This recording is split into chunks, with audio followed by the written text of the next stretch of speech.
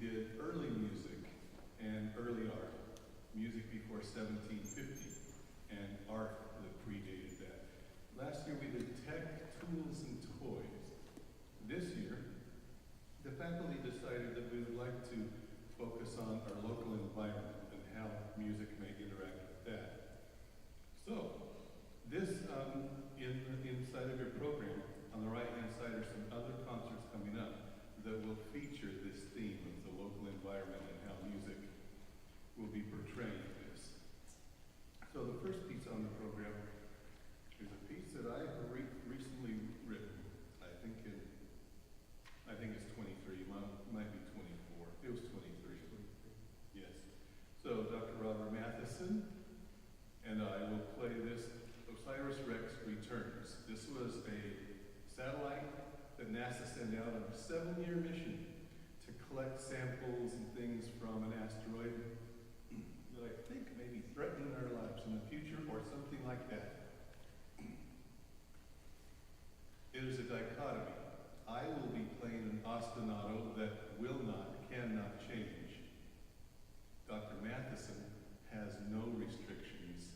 So one incredibly stable thing, one thing that is expected to move unexpectedly. We don't know how long we'll play it.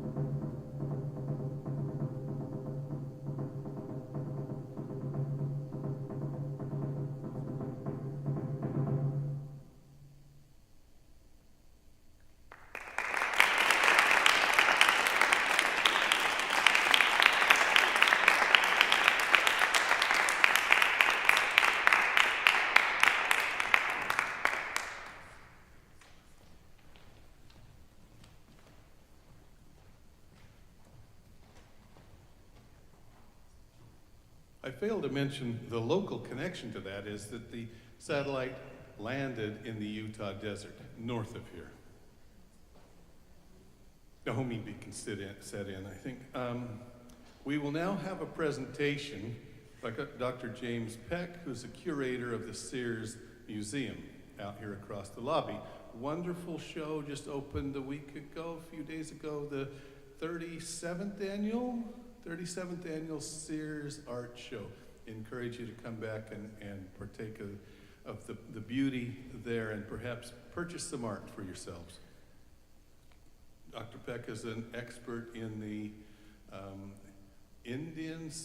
southwestern Indian art field and just closed a show recently, The Mighty Five, featuring artwork about the Mighty Five national parks in the Utah region. So,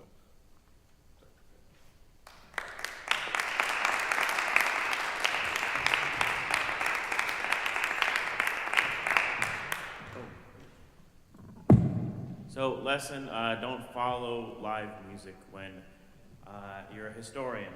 So the best way for me to relate to music students would be to say I'm like a music historian. So as an art historian, I study the past, I study other composers to kind of put it in music terms. So I won't be doing anything all that exciting. If I could get my first slide up, that'd be great.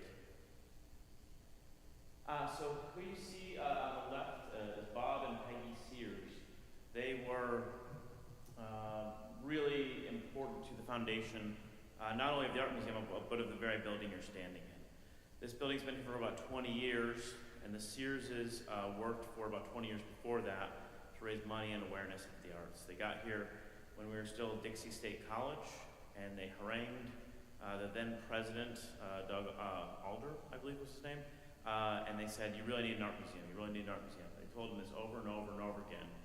And unlike most people who tell administrators that he put his money and his time and his passion where his mouth was. And so he came up with this idea called the Invitational.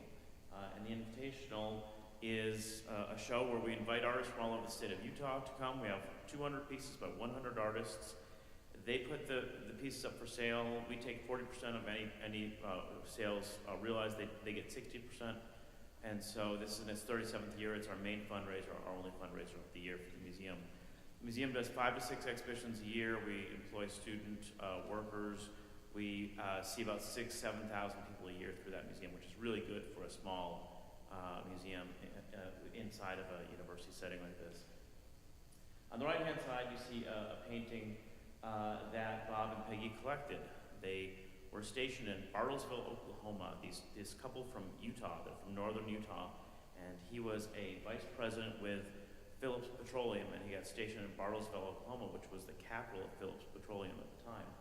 And he fell in love with Native American art, sometimes called American Indian art, and he collected about 200 pieces. And before, when he died, he gave the entire collection to the university and gave money, and also helped found this Invitational, which raises money for us as well.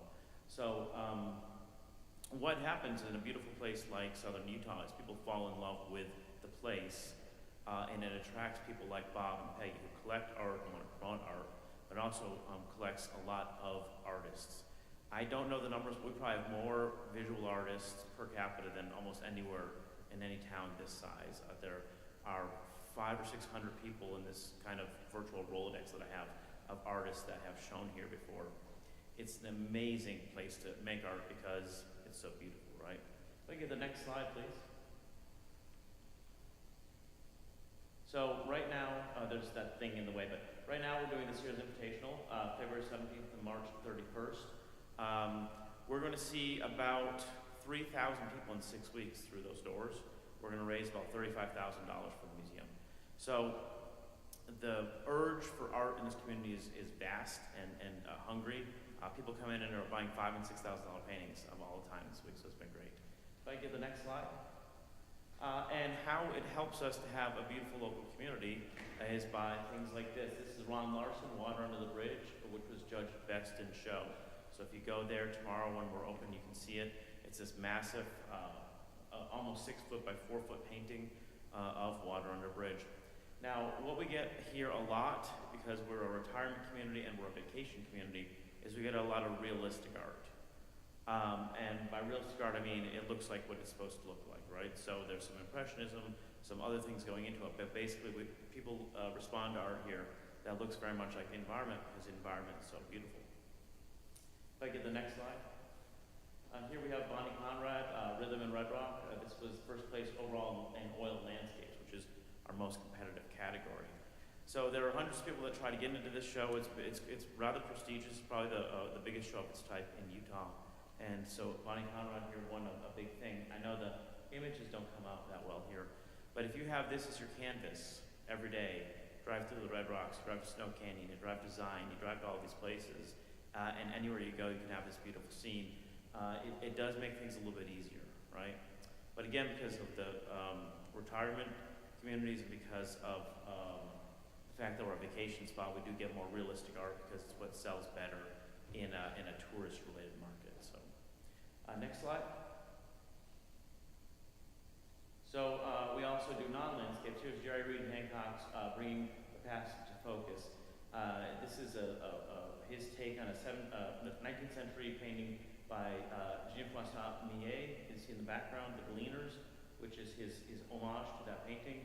And then in the front, he has a lot of common tactics that are used in still lifes, vanitas, and also trompe-l'oeil paintings. And so he's more of a kind of a quote-unquote old master. He's looking back to the 19th, 18th, 17th century. And it's a really brilliant painting. It was the #1 in oil, canvas, other non-landscape.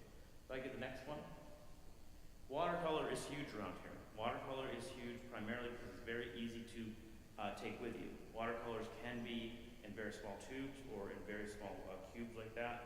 You get a little bit of water and you can work outside. You can work en plein air is the term, very easily. So you have Ian Ramsey, originally from England, who is a real master of watercolor, and he gets first place watercolor landscape for a scene that I dare say does not come from Utah.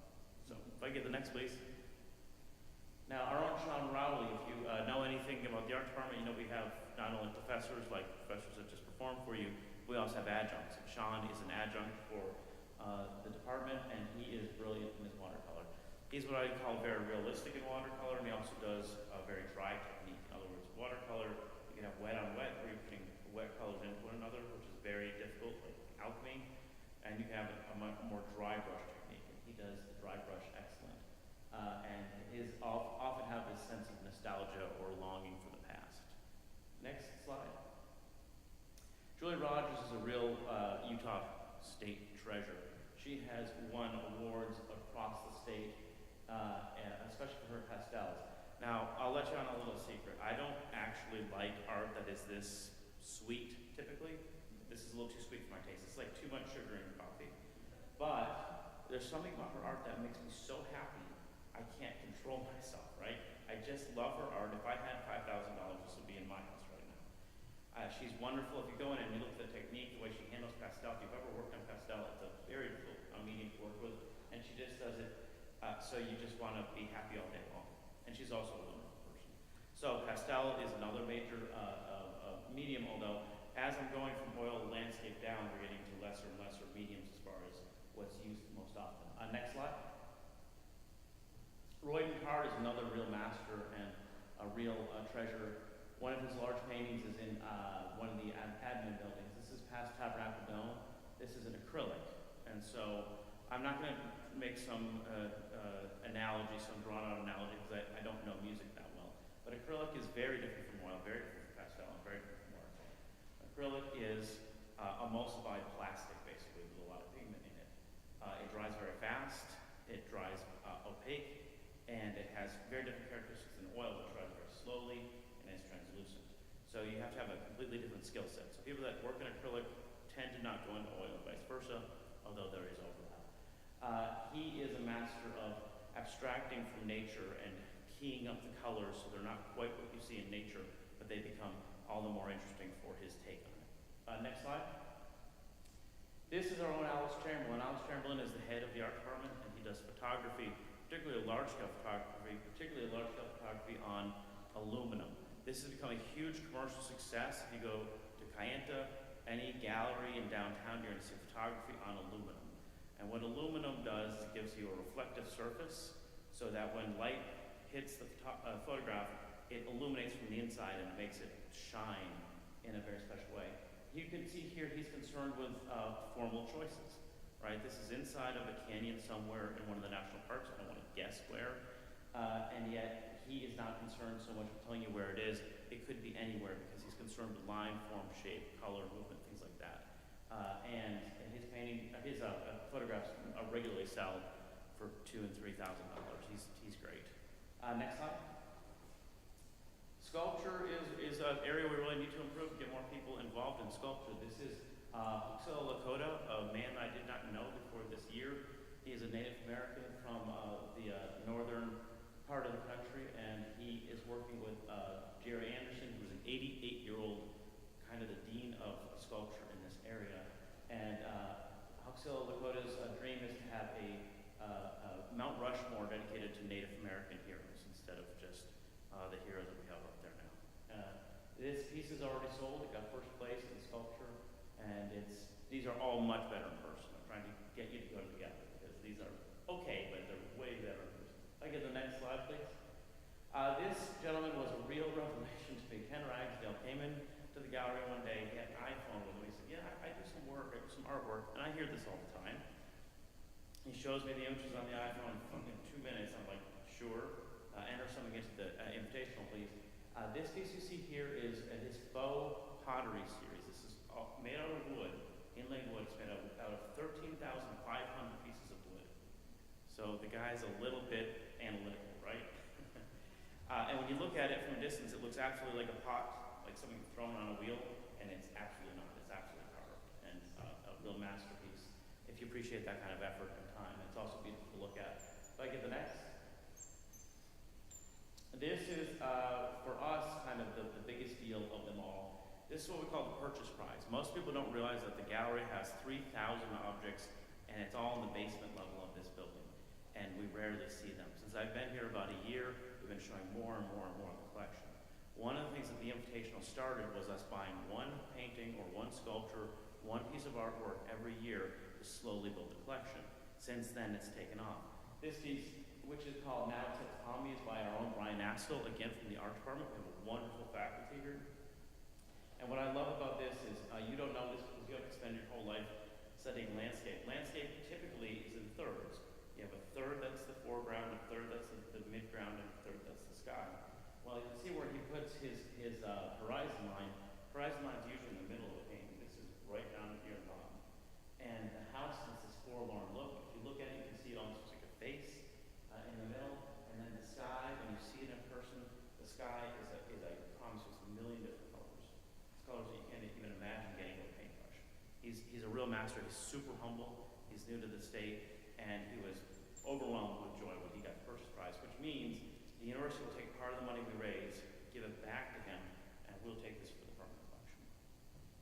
I just want to close by saying I really love any interaction I can have with the art community. My son is in Arkansas, and he's a music major, and he's going to college for music.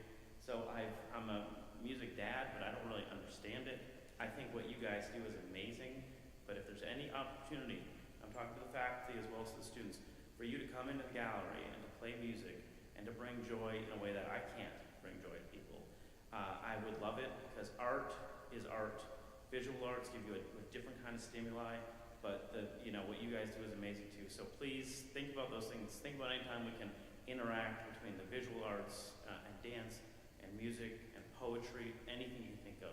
I think you won't be disappointed if you combine the arts. So that's my time, guys. I hope you enjoyed it. I know it wasn't what they were doing, but please come by the museum, look at it. I'm sure you don't have $5,000 for a painting laying around, but just come in, look at the catalog, be amazed by the artistic quality in this state. So that's my time.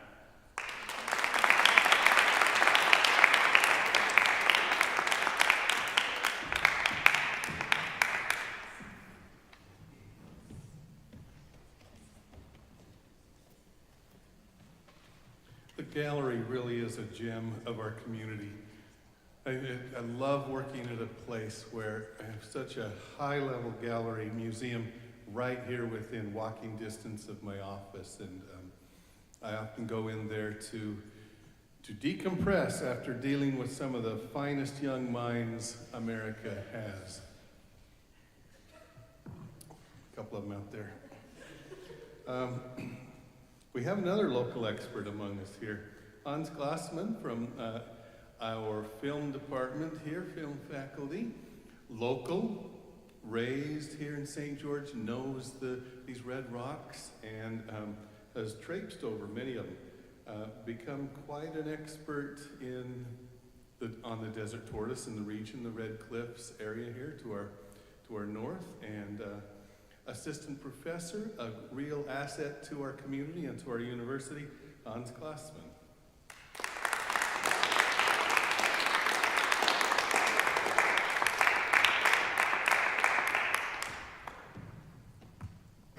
Hey guys, how are y'all doing? Good, glad to hear it. So, I was really excited to be asked to talk to you guys all about what I have been up to for quite a while. So I did grow up here. I moved away and went to Montana State University for my MFA. And while I was there, I got my degree in science and natural history filmmaking. And while I was researching that degree, I got really interested in tortoises. Tortoises, turtles, terrapins, terrapeds, the whole species fascinates me. And I started looking back home here. And what actually brought me back here was this documentary I worked on. And my background in filmmaking was very much in making films that impact change or matter. Films that matter, I guess is what I want to say. And so I started this documentary about the Mojave Desert Tortoise, and at first it was just supposed to be kind of a fun, playful, let's learn about this tortoise. But as I learned about the politics that go into our Red Cliffs Desert Reserve, I learned about a lot of ins and outs to various issues. One of them being the Northern Corridor, which I'm sure many of you have heard about. And so I started this documentary that followed the conservation organization Conserve Southwest Utah around. And this is just, this beginning is a photo from that, from what their efforts were. But today I don't really want to talk about that. Today what I wanted to talk to you all about is our position, or my position while making that documentary, as a human being, introducing myself to our backyard, our environment, and what that meant for me, and what it can mean for all of us if we get a chance to get out there. And so, can you get me the next slide? So to start, I just wanted to show you guys a quick preview of what my documentary was about. Hopefully that can get us started. The tortoise was the catalyst for protecting this land.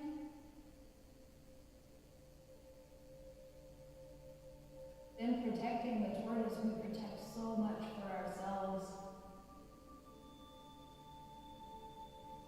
We protect these really beautiful views. We protect recreation and world-class mountain biking, hiking, rock climbing. We protect designated wilderness areas, dark night skies.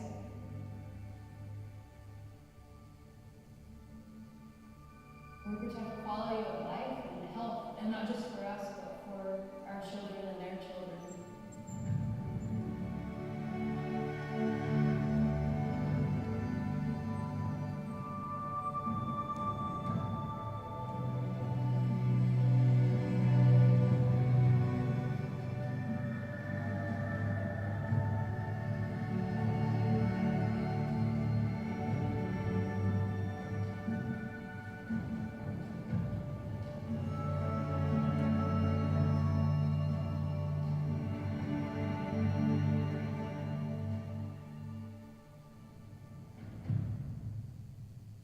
As I was taking these animals into schools and talking to kids about how important it is to protect them, the same organization I worked for was planning to construct a 4-lane highway through critical habitat for the tortoise.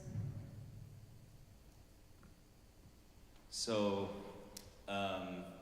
as you can imagine, this documentary got heavily political. And it drove me into a lot of conversations and discussions with a lot of individuals, all of which wanted to protect the reserve in the best way possible. Even those who liked the road or wanted the road to go through it. And what I found is that part of the reason people move here is due to our vistas, our environment, this ecosystem. And I didn't realize how much of an amazing blessing it was to grow up here and have this as my backyard. As a kid, I really didn't appreciate it. And so this documentary took me about 4 years to produce. And during that 4 years, I had a wonderful experience connecting myself with our ecosystem here. And one of the things that was really fun for me and challenging as well was, and in the world of documentary, unlike other filmmaking, you don't really always have a script to follow, and sometimes you just have to get what you can get. And one of the best parts of this film was the amount of times I would go wandering out into the desert just to look for tortoises or other animals. And the frequency of me going out there and not seeing anything was insane. I rarely would see what I wanted to find or film while I was out there. And so it kind of became a game of, you know, the tortoise and the hare. I call myself the tortoise and the Hans because I would constantly be going out there and they would constantly elude me, these animals. And I don't know, how many of you in here have seen the tortoises out there?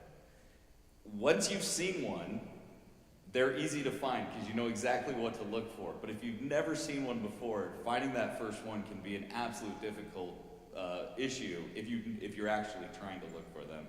And as I spent time with them, I really grew passionate about these creatures. And there were elements of the tortoise that I wanted to show to people, but it wouldn't be appropriate to show them. For example, showing the danger of them crossing a road.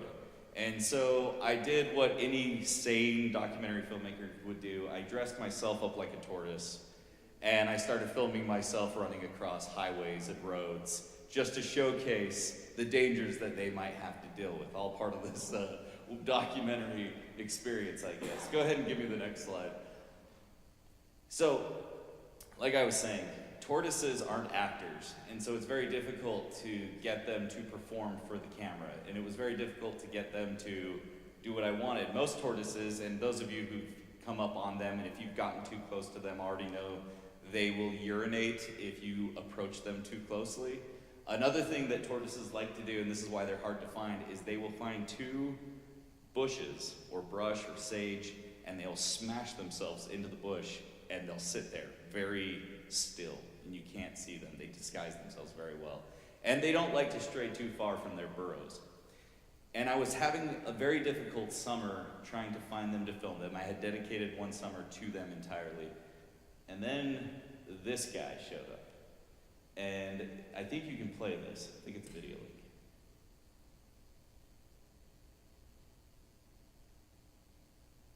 So this guy shows up, and he wouldn't leave me alone. So I ended up spending about a 6-hour day just basking in the sun, hanging out with this tortoise. And no matter where I went, he would follow me, and he'd walk right up to my camera every time. And I really like this video because at the end, if you can hear it, you'll hear him sniffing the camera, which is, I think, a pretty fun thing.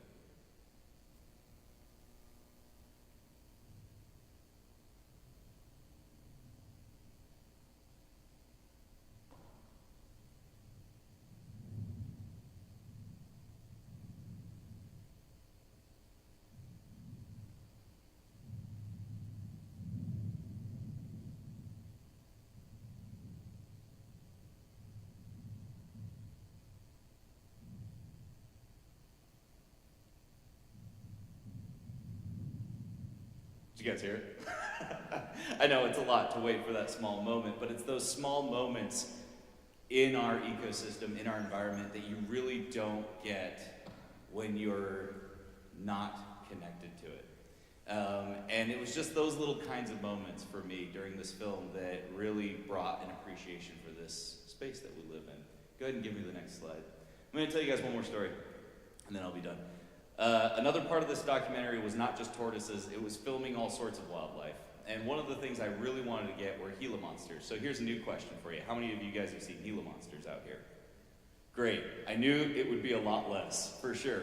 Gila monsters are not as common in our area. They like drier climates. Because we live right at the edge of the Great Basin, we get a lot of rainfall here. And Gila monsters don't necessarily enjoy that much rainfall. Also, they're very, very particular about the temperature that they will come outside in. And so our temperatures are always in flux, and so they don't come out very often. I dedicated myself to finding a Gila monster. I woke up every morning at 4 a.m.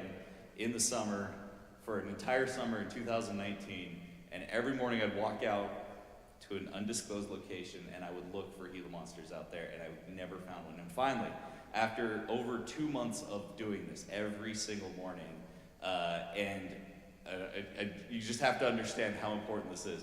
I'm walking along, I'm following their little footprints. They have a 5-finger footprint with little scales, and I'm walking along tracking it, and I go up a hill, and I come down the other side of the hill, and I see one of these prints, and it's right on top of one of my footprints, meaning it was behind me.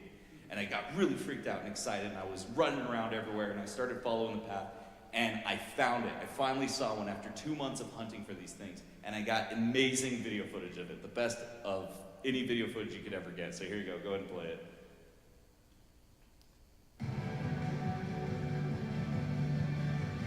And that's it. Right as I got up to him, he ran into his burrow. I didn't get anything else of him. And it was one of those situations where, again, it was those small moments, taking great appreciation in those small things that only you get to witness. So I want to get to our final slide here and finish up what I wanted to talk about here. All humanity, in my opinion, is experience. All we're doing is experiencing life through our lens. We're entering a new generation that is very quickly getting scary for a lot of people, especially with artificial intelligence, et cetera, and we don't really know what our future is going to look like. I will tell you this much. In the 4 years that I made that documentary, I had many experiences that when I tried to share them with others, when I tried to let them in on those experiences, it's impossible. There's no way to really capture or to cultivate the meaning that it had for me and present that to others. So my challenge for everyone is to get out there and really experience our desert, because our desert is one of the most unique deserts that exist in this world. We have several endemic species that live here that you can't find anywhere else in the world. Try to get out there and find those little moments that mean everything to you. And in this future where we don't really know, we don't know what's happening to our environment, it's quickly changing around us, and we don't really know what the future of technology is going to be either. For musicians, for filmmakers, for everyone, it's changing rapidly. And my challenge for myself as well as everyone is to seek for those small moments that will mean everything to you. I showed you guys 2 videos that I'm pretty sure meant very little to nothing to any of you in here. But for me, they were the pivotal points in my documentary filmmaking process. Those were the moments that I lived for during that. There's one more slide just to finalize myself here. Thank you all so much. If any of you are interested in the documentary film and would like to see it, please contact me at any of these emails. Thank you.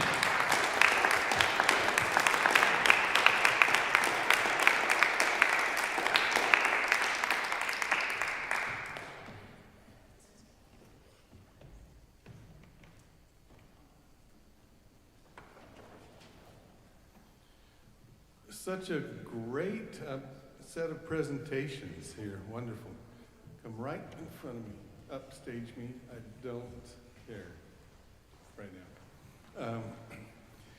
This next piece, I should have mentioned at the outset of things, the shadow that you see in the middle of the screen comes from our microphones that we have hung in here that we use daily. We record virtually everything that happens in this room, and to move them and get them repositioned again is a 3 to 4 week process, it feels like. So I'm sorry that we had the shadow in the middle of the slides. I'm sorry, we have so many great things about our facilities here. That's one little blemish that I hope that we can overlook. This next piece is called The Desert by Corey Reeder. Corey is currently in the Dallas area in Texas. He wrote this in 2020 and inspired by the desert. It's notated music, but it's not like anything any of us have seen before. There are no bar lines, there's no meter, there's nothing. It's just a series of pitches. Probably, how many? 36 or so pitches on each page, 3 pages. We all are reading off the same part. You pick a spot and play, and then you go up or down, side to side, or diagonally. So each individual plane has many options, and then many options, and then many options. So all of us playing together, it's almost an unlimited number of things that could happen. We tend to love playing this, but every time it sounds a little bit different. So again, we don't know how long it's going to go. It's very reflective. The composer, Corey Reeder, invites you to just not anticipate melodies, not look for rhythmic things to recur again, but to just enjoy what's happening, like looking for Gila monsters. And thank you all for coming.